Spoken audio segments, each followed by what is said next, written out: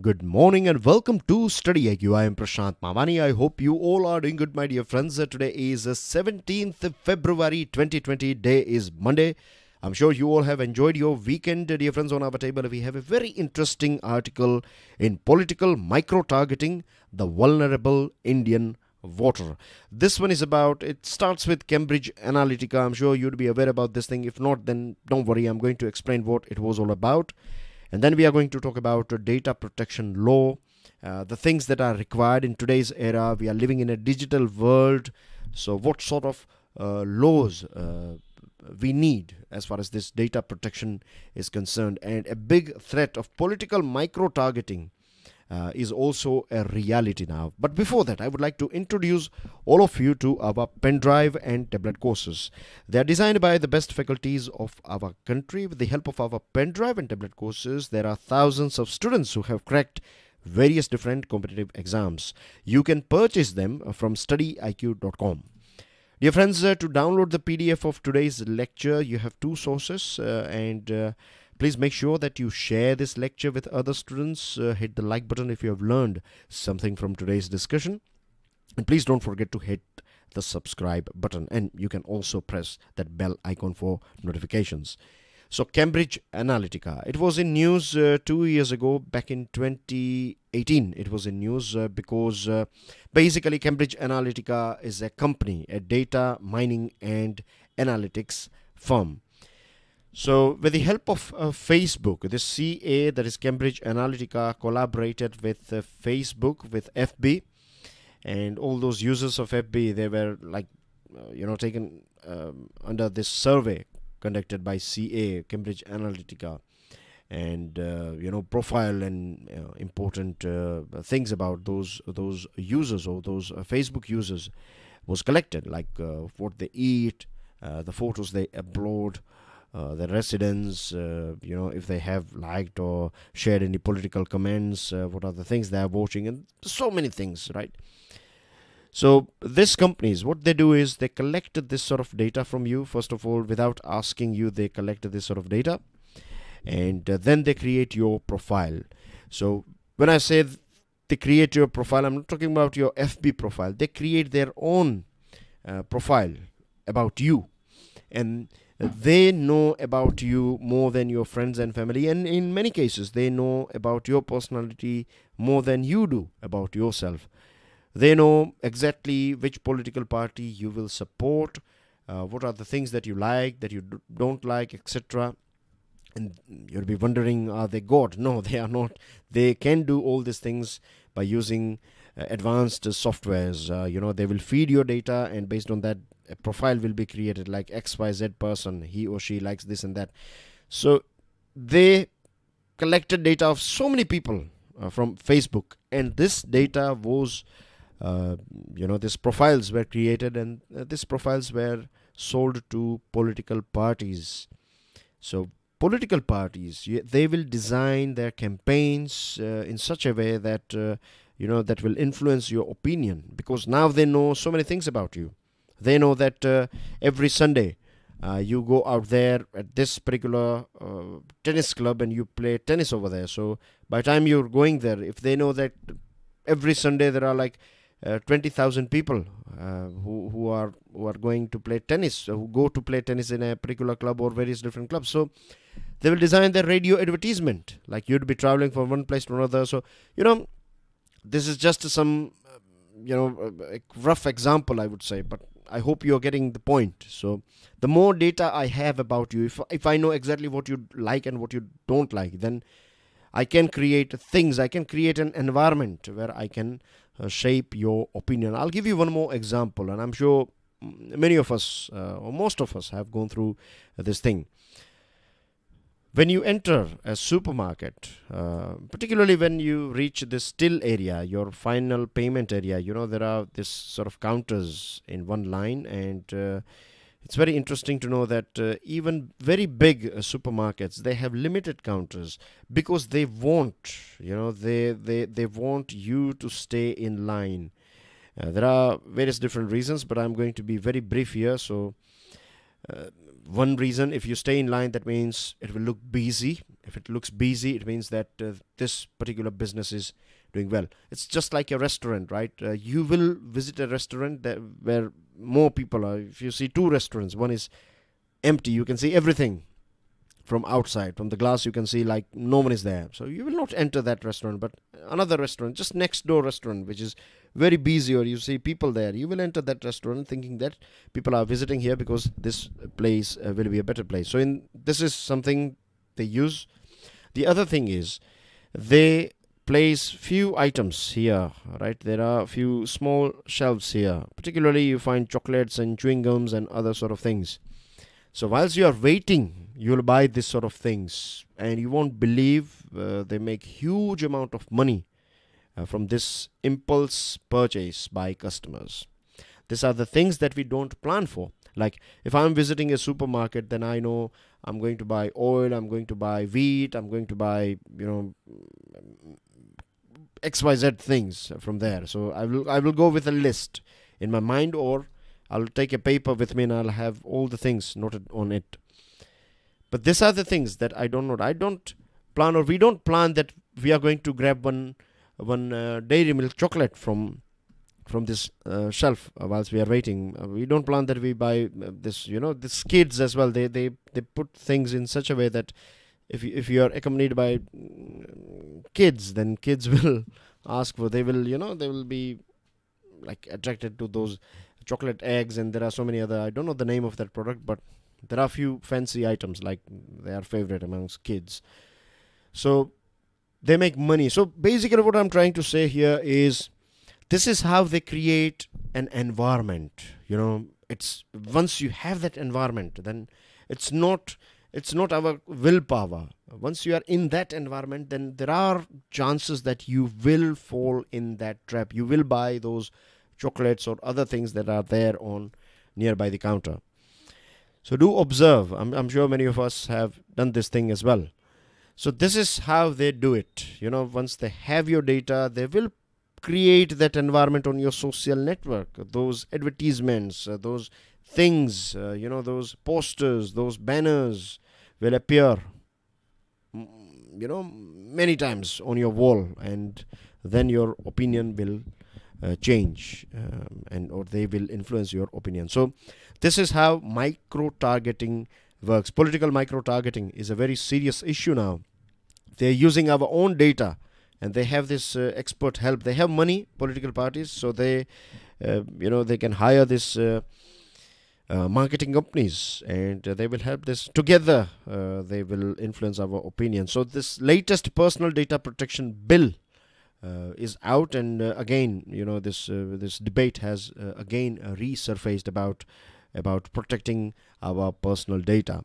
Now, it was in news a few days ago. This is something that is not mentioned in this article, but I would like to add here. First of all, let me ask you one question. Can you give me the name of the person who was the head of this team that recommended this personal data protection bill, or the recommendations? There was a committee that was formed by the government. So give me the name of that committee that worked on this personal data protection bill.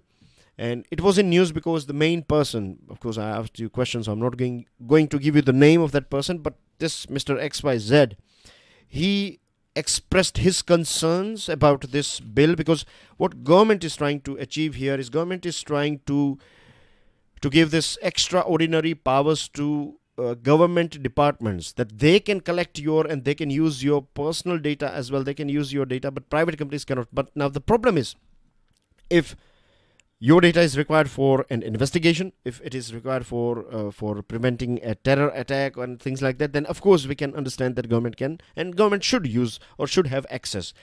But if government is given a free hand, if government departments are given free hand that they can access your data, then this is something that is not acceptable. So this is something that this was the point that was raised by the person who headed this personal data protection committee on this topic. In internet age, any data protection law must be alive to the potential impact of social media companies in shaping public opinion. Now, there are a few social media companies, and they have been in news as well in future. Like if we talk about this Cambridge Analytica, Brazil and USA, held CA, this Cambridge Analytica, guilty of misusing and data harvesting. Facebook has been fined, Google has been fined in European Union, in USA, and micro-targeting is a big issue in this two regions, in USA as a country and in this European Union as well, and they have very stringent laws against it. And we find many times political parties have paid huge amount, not political parties, but this social media companies, they have paid huge amount of money as penalty because they have misused people's data. So this provision merits a serious discussion to ensure that digital tools are used for enhancing democracy. Like, digital tools should be used for positive purpose, for creating awareness in people rather than misusing their data. The world of political advertisement is getting bigger and bigger. Earlier on, it was all about capturing mass issues and masses, but now it is all about targeting individuals, and particularly those individuals who are influential. If you have like 10,000, 12,000, 15,000, 1 lakh followers on your Twitter or Facebook, then these companies, they will create those advertisements. Like, if you can target this XYZ person who is having huge amount of followers, then if you target this person, then chances are that he or she will share those sort of posts, and then this followers will get influenced because of this person here. So they are targeting individuals, they are targeting this sort of public figures and sort of celebrities, big celebrities as well as tiny celebrities, I would say, mini celebrities, right, or mini public figures having 10, 15, 20, 1 lakh followers, etc. So they are doing all these things nowadays. It's very, you can say, sophisticated business now. So what we need is, we need forward-thinking regulatory framework. We need a framework which has supervisory mechanisms as well as effective law enforcement tools. And there are some concerns as well, like kind of data that is being collected, the manner in which voters are being profiled, how transparent the process of profiling and targeting is, what the nature of functioning of organizations engaged in this business is, and last one, how neutral global present intermediaries such as Google and Facebook are. Because just imagine if Facebook and Google, if they, at the end of the day, they are also doing business. So just imagine if they have a contract or MOU with XYZ political party. So all you will find on Facebook is advertisement and good things about that particular political parties, because they have this profit sharing agreement with each other. So this is again a very dangerous thing if this sort of things are taking place. So profiling the potential voter has become a thriving industry. As I told you, there are marketing heads and top people. They are making huge amount of money from this data profiling business, and this data is sold to various different political parties, to various different companies. They are buying it so that they know when to advertise, what to advertise, how to influence you, and how to make profit out of it.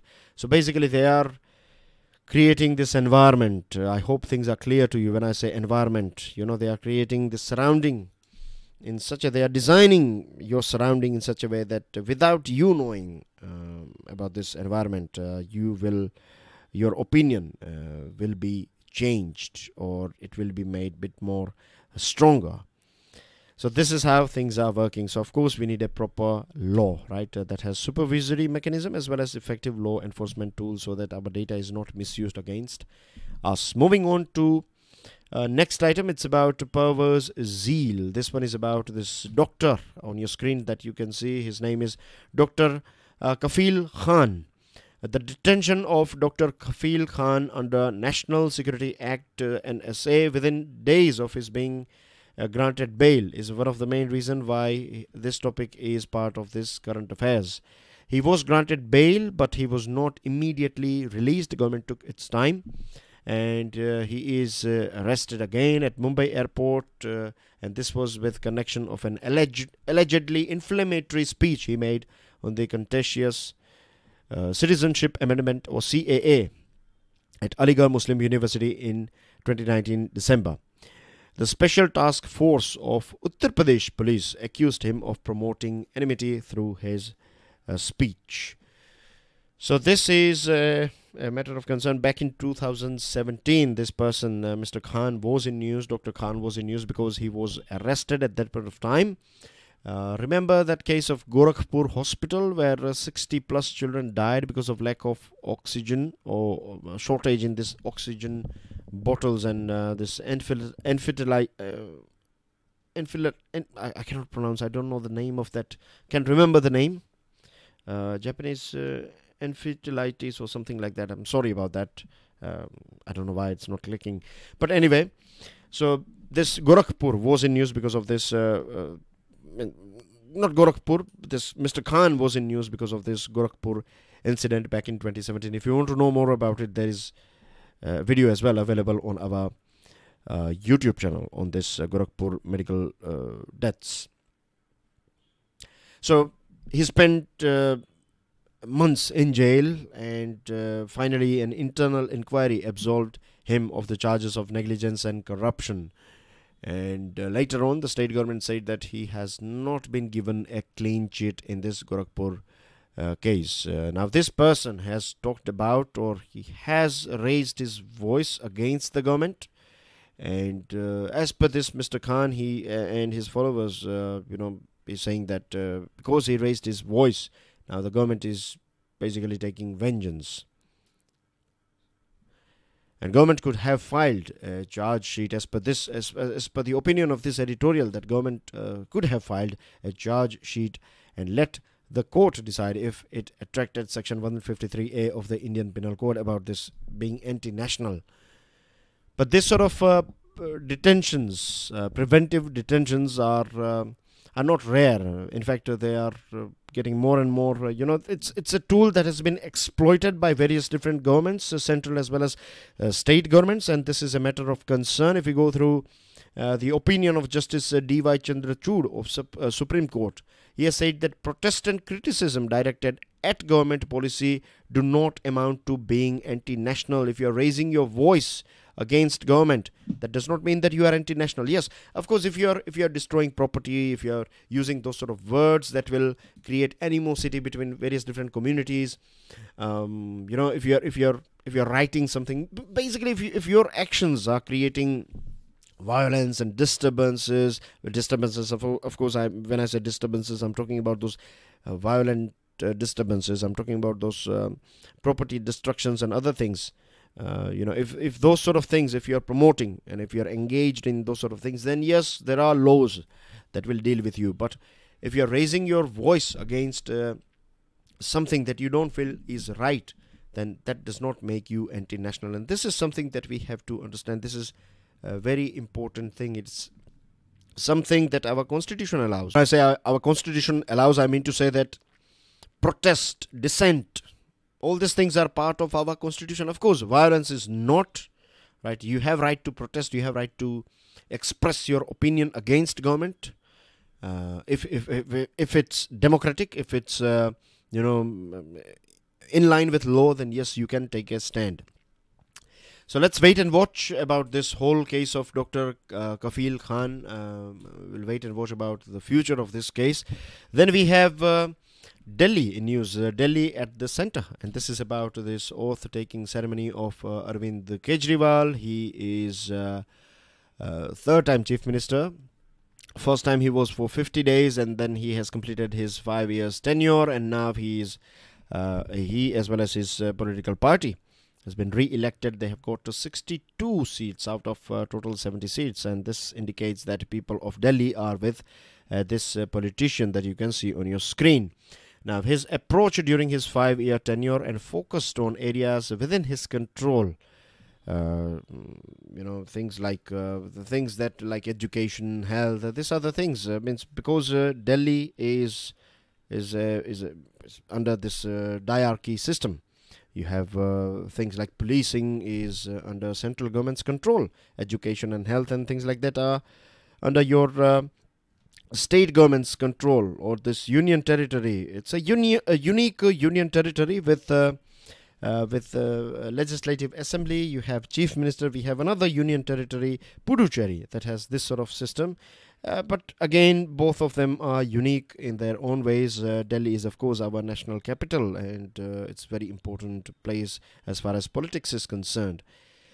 So here state is forced to share authority with the central government. So the situation in Delhi is a bit unique when you compare it with other states and union territories.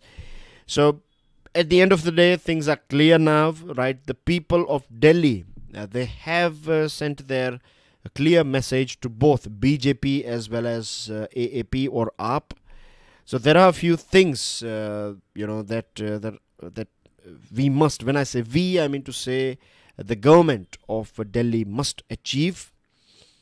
Because of course, when I say we, I'm not with AAP or I'm not with any political party. When I say we, I'm basically saying that government is means we are government, isn't it? In democracy, every one of us is part of government, directly, indirectly. So now the message is clear. The people of Delhi have expressed their opinion via voting. So all those pending cases or pending issues like cleaning Yamuna, this is something that the state government alone cannot do. BJP and AAP, they have to work together for the people of Delhi. Right? They can set a very good example when it's election time. They can be in a cutthroat competition. But now things are over. Now they should collaborate and work. Because there are few people they have voted for BJP, and there are few people, there are majority of people they have voted for AAP. So they cannot let people down. Housing is something that is a very important topic in Delhi. So this is something that can be executed with the help of central and state government. And now there is this 10-point Kejriwal ka guarantee card, which his party has promised that 11,000 public buses will be there, 500 kilometer of Delhi metro network. All these things can be done with the help of this collaboration of the central and state, or central and AAP. And the issues and problems of this Delhi city is not just limited to Kejriwal or central government. You have these neighboring states like Haryana and Uttar Pradesh. You have to collaborate with them as well, because there are so many people of Haryana and Uttar Pradesh. They are traveling back and forth, and they have settled in this part of the city, this side of the city. So working with everyone, Haryana government, Uttar Pradesh government, central government, is something that Delhi should do. Now we'll talk about this China, the media and the truth telling in a crisis. Now these three articles, this one is about journalism, this one is about museum. Again, if you have extra time, go through it. If not, then you can totally skip it. And this one is written by an envoy. The name is an unclear revamp. But this article is again very unclear. Means what it is trying to tell exactly. Means it's not a general article, right? It's more designed to send a message to Ministry of External Affairs. So it's more about those professionals who are working here, like I would say additional secretaries, and what are the changes that MEA should do. So it's more specific, it's more subject specific. So we have only 4 articles to go through today, but I have added 2 more articles from different newspapers. I have 2 editorials, very interesting editorials from Times of India newspaper. So first of all, let's go through this China wala editorial. The China, the media and the truth telling in a crisis. How the media in China is covering the novel coronavirus outbreak is itself very interesting. We know many things about coronavirus, but today we are going to talk about China, China's media, politics, and the indications that we can get, or the signals that we can get from this coronavirus and reporting incident. As of 16th February, 68,500 people are affected of this coronavirus, and 1,665 lives have been lost because of this corona. It has killed this many people. Mr. Xi's era has seen a relentless tightening of control over media. And if you go through this Wuhan Union Hospital, since late December, the doctors are saying that 900 patients used to visit this hospital per day with this pneumonia-like symptoms. On 30th December 2019, 8 doctors sent warnings on chat groups about the outbreak. These doctors were held, and police forced them to sign this statement that they were spreading rumors. One of the person was Li Wenliang. He's a whistleblower doctor, a big name in China now. Sadly, unfortunately, he's no more. He died because of this coronavirus. So, number of doctors and medical workers started, falling ill. And after the death of Li Wenliang, people started talking about, like 7th February, he passed away. So people started talking about this coronavirus, and this unleashed public rage was visible on Chinese social media. And this is something that is unprecedented. There are brave Chinese journalists who took all the risks to report about this ground reality of Wuhan. Normally in China, how things work is you need to get permission from your government. If you are writing an article, then you need a green signal. It's not like our country, India, and any other country, that you can write anything you like. If you write something in newspaper, then you need to get approval from from a political party, Politburo. If they give you green signal, then only you can print that article. So this much control is there. The current crisis is perhaps the biggest challenge facing the party in the Xi era. Now the thing is, this whole, just I told you this thing that public rage was visible on social media, and we get this clear signal from Mr. Xi's speech. Now this is very rare, that President, and particularly Mr. Xi, coming out and issuing a speech in which he is clarifying that he had, as early as 7th January, issued orders to deal with the crisis. This is a rare instance of him taking the step of actually explaining the party's actions to the public. And the reason why, as per this report, or what we can get here, is that the reason why he's expressing or explaining is because people are rising up. And this Tsinghua University in Beijing, where she used to study, here academics and students they have signed a petition. They have put forward a petition that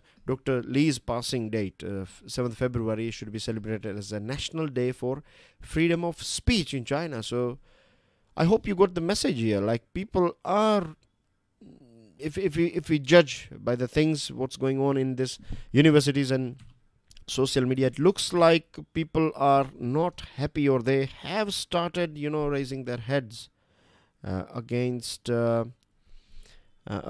this tight control of media by Chinese government. So now let's talk about Times of India article. It's called Permit Dissent, as the chief guest of the 10th convocation of Gujarat National Law University. Again, Justice D.Y. Chandrachud is on news. We talked about him just a few minutes ago. Remember that he talked about this opinion that dissent is something, dissent will not make you anti-national. If you are criticizing government, then it will not make you anti-national. So whilst addressing this convocation, 10th convocation of Gujarat National Law University, he said that it is important to stand up and be dissenters. It is only through your power of expressing views and courage of stating contrary positions that you will make others stop and think. And he is very right. The right to dissent is at the very heart of a dialogue-based democratic society. If we cannot dissent, that basically means that you cannot speak. If you cannot speak, then you don't have liberty. Then there is nothing called democracy. And we also see this disturbing video footage. This is in first page of the Hindu newspaper today, about this police entering into Jamia Millia Islamia library and lathi charging students. And one thing that we have to understand is that plurality of opinion is basis of all growth, it be political, economical, cultural or social growth. If you don't have plurality of opinion, you could say one thing, your view could be different on a particular thing, my view could be different on that particular thing. So this is something that makes our country more rich, politically, economically, culturally, socially. And by asking questions and challenging the status quo, we can change and progress, or else we will be in that static, behind those walls in ghettos where things will never change. And to change, we have to take a stand. But of course, it should be legit. It should be free from violence. It should not be filled up with hate. This is something that we have to take care of. missing in action. This is about this AGR, that is adjusted gross revenue dues, of nearly 92,000 crore rupees. This is going to create trouble for so many telecom players. We used to have some 10 operators, but now we have just 4 operators in our country. So this indicates that telecom sector is on brink of extinction, means it is going through various different problems. Now government has only itself to blame for angering a Supreme Court. Airtel has promised that it will pay this 10th. So basically 92,000 crore rupees. It was said that by 19th January, if I'm not wrong, it was 19th January or 23rd January. I think it was 19th January. That was the deadline. So Supreme Court asked this operators that they have to pay this money, AGR money, by 19th or 23rd January. Please check the date as I'm talking with you guys. I can't remember the exact date, but it was 19th, I think. But anyway, this was missed, and one officer said that action should not be taken against those companies who have not paid dues on time. So this has created anger in Supreme Court, and the Supreme Court has said that the directors and managing directors of these companies, as well as this official, should be physically present in next date. It's in March on this case. So Airtel has said that it will pay 10,000 crore rupees by 20th February, and the rest of the money it will pay later on after self-assessment. Vodafone Idea has clearly said that they don't have this much money. They will not survive if they are forced to pay this much money. To escape astronomically high license fee, how it all started, to escape astronomically high license fees, telecos in 1999 agreed to share a portion of their revenues as license fees and spectrum usage charges with the government. But the AGR regime adopted by the government in 2003 implied that gross revenues would also include non-telecom revenues. A government can approach Supreme Court with a plan to stagger payments for foregoing interest and penalties, but government is not saying anything about interest and penalties. And because of this thing, because government is behaving like a silent spectator, these companies like Vodafone Idea may shut down, and if Vodafone falls, then this will scare away other foreign investors. They will not invest in our country if government is not supporting these companies. And last is that even lenders, it is said that some 30,000 crore rupees has been funded by banks to this Vodafone Idea. So if this company falls down, then it will take with it banks as well. So it will create this money crisis in banking sector, and its ripple effect will be visible in our economy. And this is something that should worry the government. But at present, it looks like government is doing nothing about it. And that's basically everything in today's discussion, dear friends. Here are few news items. In my opinion, they are important, so please make sure that you go through them. Of course, you know that you can download the PDF of today's lecture, so download and go through the whole PDF file, this whole lecture file. And I will see you soon with the daily financial news analysis. Till then, enjoy your studies. God bless you all. Jai Hind.